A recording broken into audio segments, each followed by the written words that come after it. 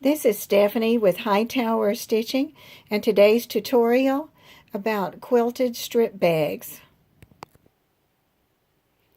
The tutorial is about creating the base of your bag using strips of fabric.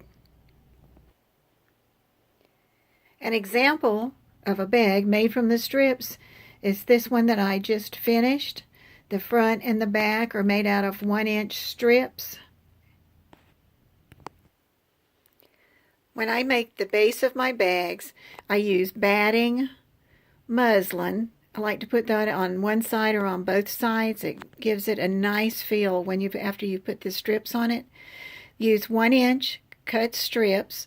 I've got those divided into light and dark. And then a marking tool, and that's optional. The thread, and there are some of the strips. Another way to think about putting strips together is to take pieces from a quilt that you've made and that you've saved together. I used to just cut them all up, but I've started having some bigger pieces left, so I just left them together. And I had one that was grays and a pink, and so I've started cutting them apart, and I'm going to put those into a bag and probably have to add some more darks in there so it'll look good. This is the first part. This is going to be the front or the back of my bag when I finish it. It has the muslin and it has the batting. And I've taken that optional marking pen, which was a permanent marker, and I drew a beginning line. There's actually one underneath this one that goes straight down, another one here and one there. And the first thing you do is you lay your first strip down face up, then add another strip, which I took as a light one, and go down the one seam, down one side.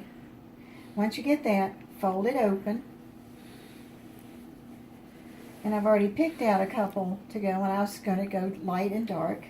And so here would be my next one, and I'll lay it on here and stitch it all the way down to the bottom and then open it up.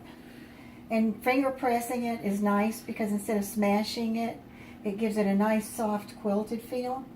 So I'm going to show you what happens when I get all the way over to that line where I stop.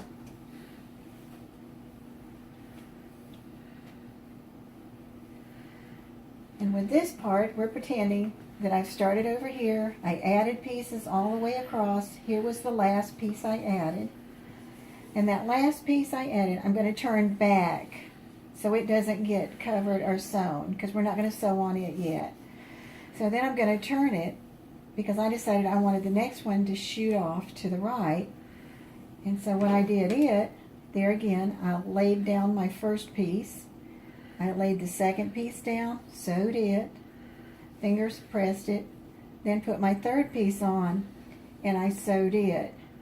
And with this one, I would go and keep adding pieces all the way to the end till they were over there. The main thing is to make sure that they are under that flap that you push back, because we're going to turn that under in a few minutes. So we move on to the next piece. And here, just to review, here's where we started. There was the first flap. We added pieces.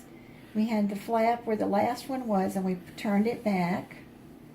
We turned it sideways and ran strips towards this corner and kept adding all the way to the end, making sure that they fit underneath that folded piece.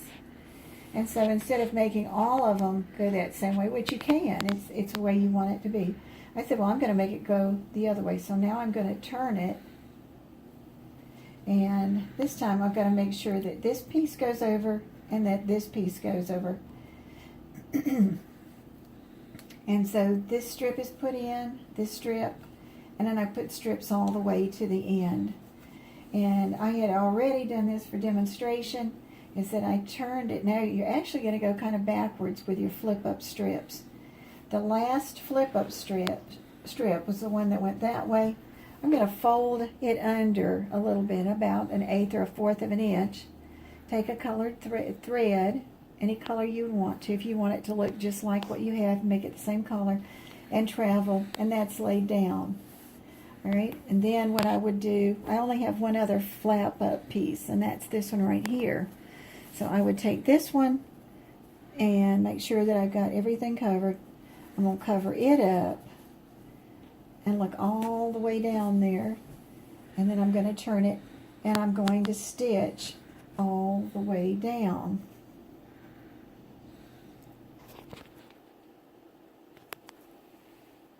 Did you pause? Wait. Do you think you paused?